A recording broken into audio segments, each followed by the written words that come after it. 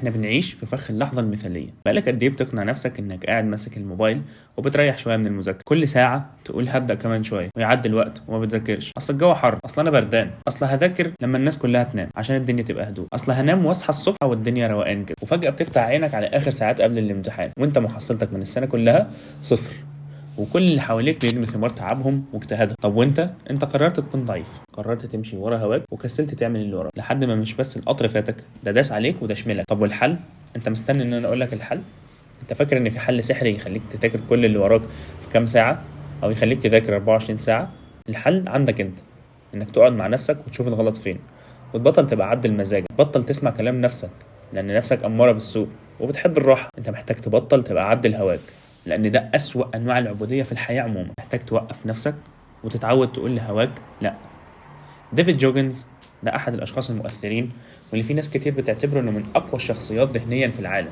كان كل يوم الصبح يقف قصاد نفسه في المرايه يقول لها انا المتحكم مش انت. وبرضه في سؤال مهم جدا لازم تساله لنفسك، انت عايز توصل لايه؟ يعني مثلا لو انت في ثانوي وعايز تبقى دكتور او مهندس، لازم تسال نفسك الدكتور والمهندس دول هل اتخرجوا كده بسهوله ولا جه من وراه تعب ومشقه ومذاكره ووقت كتير جدا؟ طب لو انت اوريدي بقيت في كليه سواء دكتور او مهندس او اي كليه تانية، محتاج تسال نفسك هو انت هتتخرج في ميعادك مع زمايلك؟ طب هتتخرج باي تقدير كده وخلاص؟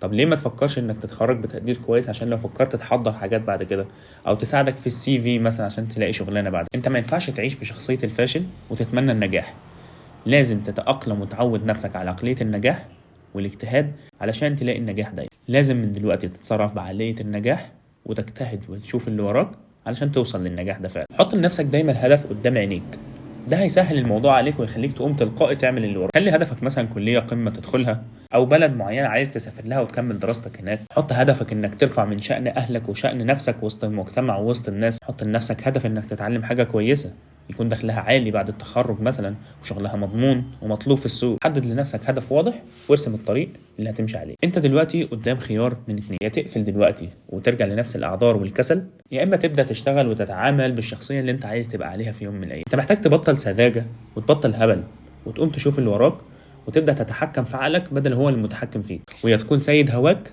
يا تعيش عبد ليه طول عمرك. سلام.